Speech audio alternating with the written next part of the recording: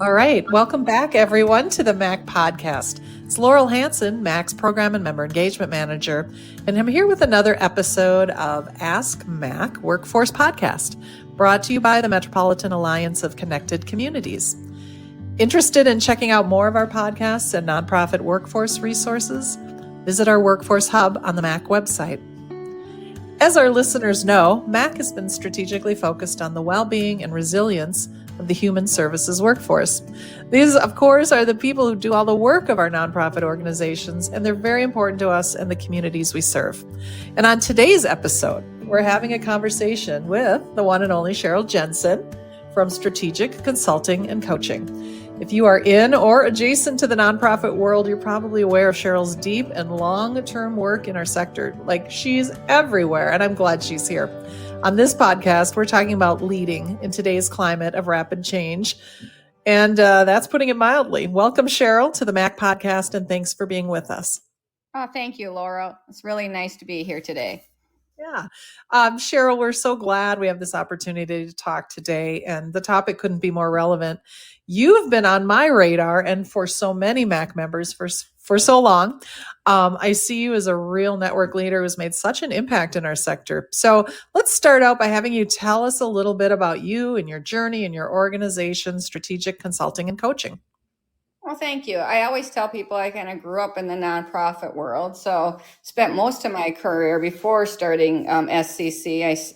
We use SCC for short, for Strategic Consulting and Coaching. So, was fortunate enough to work with a lot of strong nonprofits throughout my career. And then about 16 years ago, created Strategic Consulting and Coaching. So, started off as a sole proprietor, but I like to grow things. So I knew I wasn't going to be by myself. And today, after 16 years, we have, I think there's 10 of us on our team, consultants. Wow.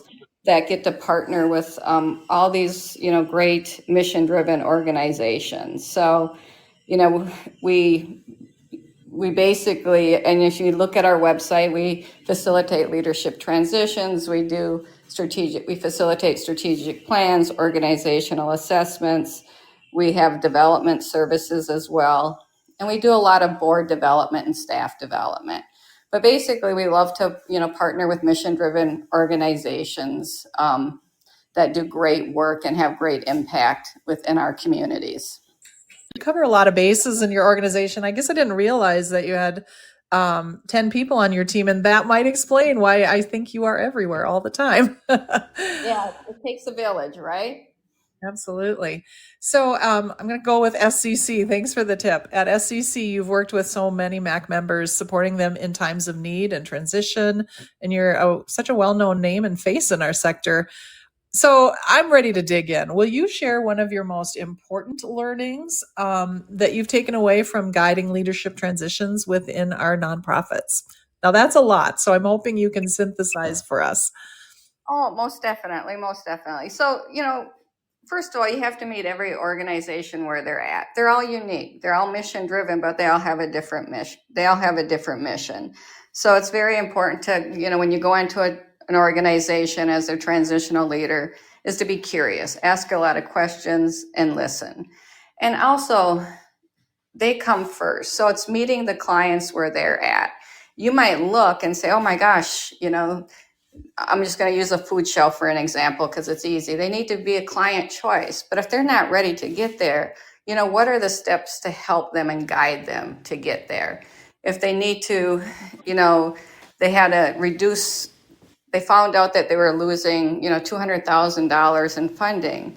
Work with them to reduce their footprint. What does that look like? You partner and walk alongside them.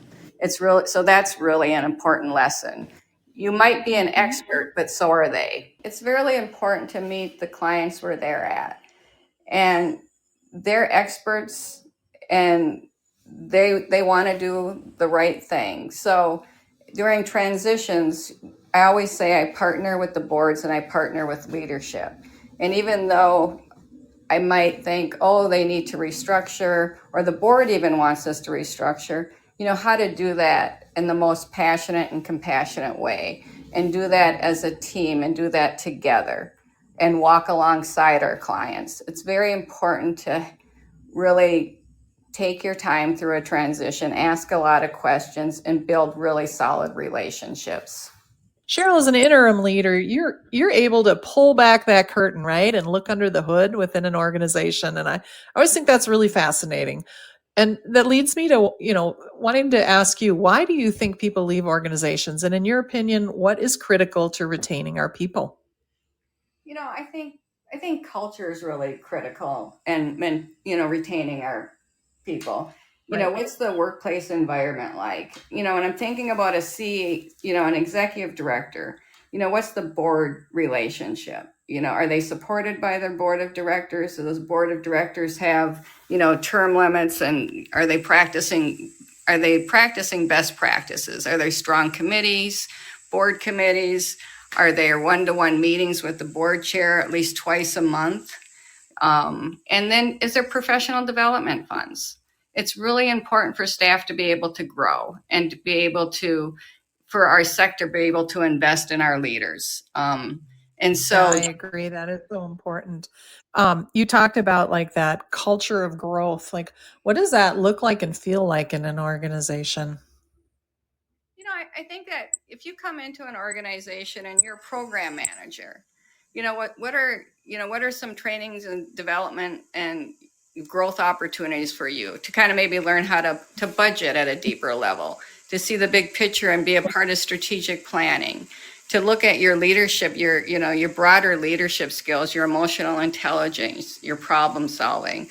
What courses can you participate in, and what opportunities are you're managing one program? Can you manage multiple programs and multiple staff? And so it's preparing our leaders for the next stage and their next growth opportunity. Yeah, that makes sense. And you're right. It's sometimes one of the first things that goes in an organization, but guess what? It's also one of the main things that might lead people out the door. So yeah, it's a self-perpetuating problem if it's not invested in, for sure. You're often with organizations at that time when they're transitioning, right? Maybe from another leader, it could be a long-term leader, and now we're looking at a brand new leader who's stepping into that role. You've probably seen it over and over again and know better than anyone. What can we do to better support brand new leaders? Oh, that's a wonderful question. There's a couple things, and one is, what I there's Propel for nonprofits. They have a leader circle. I always think new executive directors or CFOs, participate in the Propel's leader circles. I always say being a CEO is lonely. You can't really confide in your teammates, so you can confide in other CEOs or your board. So that those leadership circles are a fabulous way to do that. Executive coaching. Get your new executive director and executive coach is to work with them on a one-on-one basis. Kind of what I talked about earlier is, it's really important for the new CEO to work with their board chair, to have at least meet with the board chair twice a month, really form that really good board working relationship so they feel like they have a partner within the organization. Those are just a few tips, but executive coaching and the leader circle, great board relationship, and just help create that culture of transparency within the organization. And we also have to remember to celebrate our wins as leaders and as boards. Have some fun with the work, because people are doing really hard work, and we have to remember to have some fun. Oh, I love that. That is the takeaway of the day. Absolutely, right there. And it's maybe not something that we're really intentional and conscious of. And I also really like those really practical steps that you've provided today.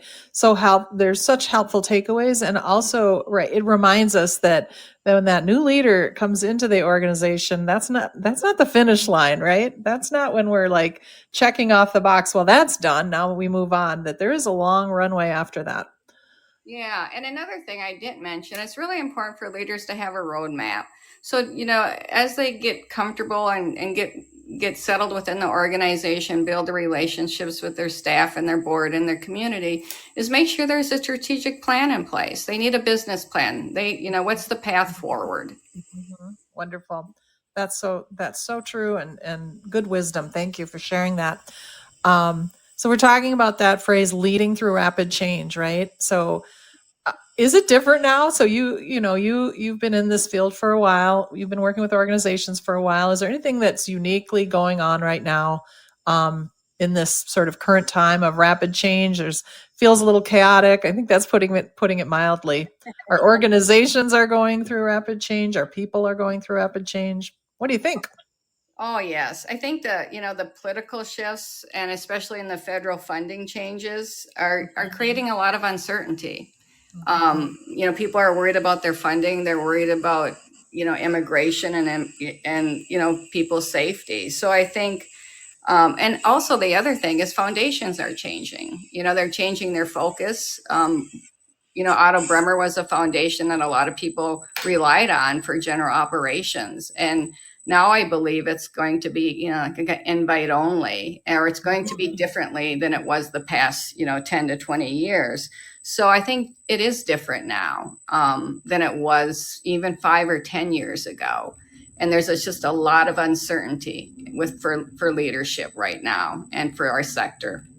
That's so true. It's environmental, obviously the political environment, but then also the tentacles reach out into the funding community, into our operating community, into the people that we serve. It's a lot. It's a lot. It's a lot, and I think it's a really important time for leaders to be proactive, to stay calm, to be flexible, to be creative. This is a time where our creativity should shine, and to be strategic. And so we have to be proactive during this time. It's not a time just to hope. You have to be proactive and you have to plan. I love that. That is an excellent call to action. I also think it kind of brings up it evokes the feeling of the MACC network for me, thinking about how you said it's lonely, right? Leading is lonely, but I think that's the beautiful thing about our network is that our leaders of all of our organizations have each other to rely on. They have a community. Yeah, it's a great community, and you provide opportunity for them to connect on different levels throughout the organizations and with staff and managers and leaders. Yeah. So one thing we've noticed, so it's not a lie to say almost all of our organizations have been touched at some point over the last several years by turnover, and frequently up to 50% of the time at the leadership level. So we know that is a big occurrence and a big change in our sector. What's the current climate as we as organizations are searching for nonprofit executives? What are you seeing in that search environment? And as the organizations that you work with, they are seeking new leaders. Like what's happening right now in this climate for searching? Yeah, that's another really good question. And there just seems to be a lot of searches happening on a larger scale. I mean, every time I'm looking on LinkedIn, somebody is doing a search for a high level position for an ED, a CEO, or a CFO. Right. One change is, I think that CEOs are staying 3 to 6 years. Oh. They're not staying 20 to 30 years anymore. Wow. So the baby boomers, you had CEOs that retired that may have stayed in a position for, 10 to, 30 years. You're not seeing that. Yeah, right Those now. days are over? Are you calling it? What was that? And the other thing that we're seeing is, we need that upper management, the vice presidents, the program directors to step up and to be CEOs. And yes. And some of them are a little hesitant because they know what the climate, changing in the nonprofit communities, the funding change, just the demands that are placed on an executive director. They're like, oh, do I really want that? Is that what I want to do? Or do I want to have more work-life balance and stay in the position I'm at? Yeah. And so we're seeing a little bit of that. And also boards taking a chance and a risk on a first-time executive director. I think there's lots of possibilities there. I think we have a great sector. We have a lot of vice presidents, program directors, CFOs, development advancement directors could be great and wonderful EDs. And so it's those boards taking that risk on a first-time executive director. Yeah, and then fostering the environment where they can succeed, right? Yes. And that is so important. What are they walking into? How do we set them up for success, short term and long term? Yeah. That is very much the truth. And yeah, I agree. I just personally think that there are so many opportunities within our organizations to develop leadership, but it is a very daunting opportunity to step into that executive role. So it takes some much intentionality, I should say, from the organization. And like you said, coaching and creating a culture of growth, it helps prepare people for that. It totally does. And having a mentor, you look at our sector, there's a lot of good CEOs out there that wouldn't mind mentoring a new CEO. I love that. I know in our own MACC network there are seasoned leaders who would be more than happy to foster those relationships like that. And you also mentioned the other opportunities, the leadership circles, the board relationships and frequent connections. And yeah, I think it's probably not any one thing, right? No, it's multiple. And also, you need to take care of yourself and take vacations and have that self-care. When you're a CEO or when you work in our sector at any level, you need to be able to have that, Yeah. that self-care. Yeah. Well, and you're setting the example, right, for everyone. So let's go back to SCC, your organization. I happen to notice that you are doing some training work too on building strong and inclusive teams. Will you tell us a little bit more about that and kind of like what are those learning objectives that you bring people along? Oh, yeah. So, our framework is based on the Patrick Luciani's framework of the 5 dysfunctions of the team. I like this, and so we know that, for strong teams, and people are messy, humans are messy. And so for strong teams, it's like, how do we improve our communication? We have the DISC tool that we use so people can learn their communication styles and teams can learn their communication styles. But then, how do we improve trust? So, we want to help teams build trust. We want to help teams, address conflict. Conflict is not a bad thing. Conflict is about change and growth. Let's have these hard conversations.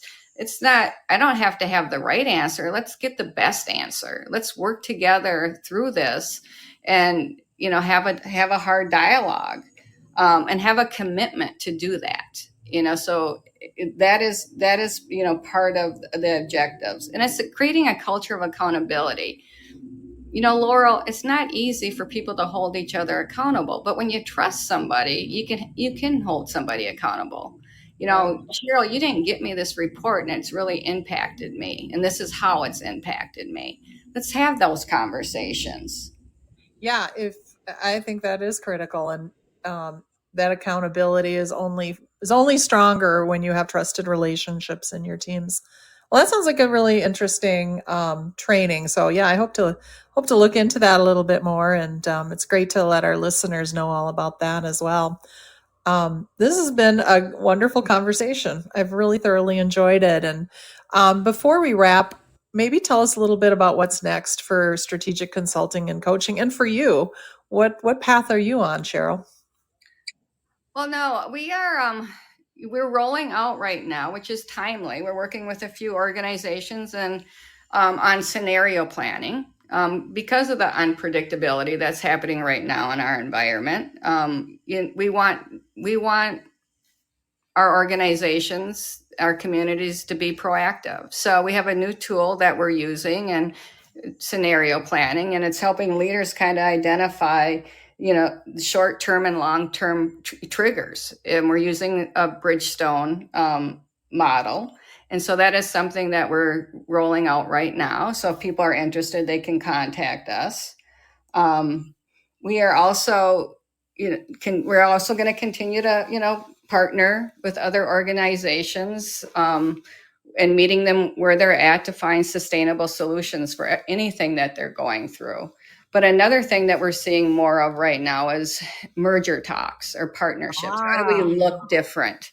And we support that. So if an organization, if there's a program transfer, if it's a joint venture or a full merger, it's about saving services and our communities. And so that is something that we're seeing a little bit more of, and something that that SCC will continue to facilitate moving forward. I'm so glad you brought that up. I think that is such a valid, business move and model to consider for any organization that might be in that place where that makes the most sense and it's the most strategic move. So I'm glad you brought that up. It doesn't come without its own complications though. So it's good to know there are folks in the community that can support that work with some experienced guidance. So yeah, I'm so glad you brought that up as well. This has been just a terrific conversation with Cheryl Jensen. We learned so much from you and even more about strategic consulting and coaching's work. Thank you, Cheryl, for your time and conversation with the MACC Network. It's been such a valuable discussion. Appreciate you joining us today. Well, thank you, Laurel. Thanks also to sponsors of our Workforce Podcast, the Ameriprise and Schultz Foundations. Listeners, we appreciate you. Don't miss MACC's monthly podcast downloads. We're on the Podbean platform, or find our episodes directly on MACC's website. Have an idea for a MACC podcast guest? Please reach out. Thank you all. Have a great day and be well. Goodbye. All right.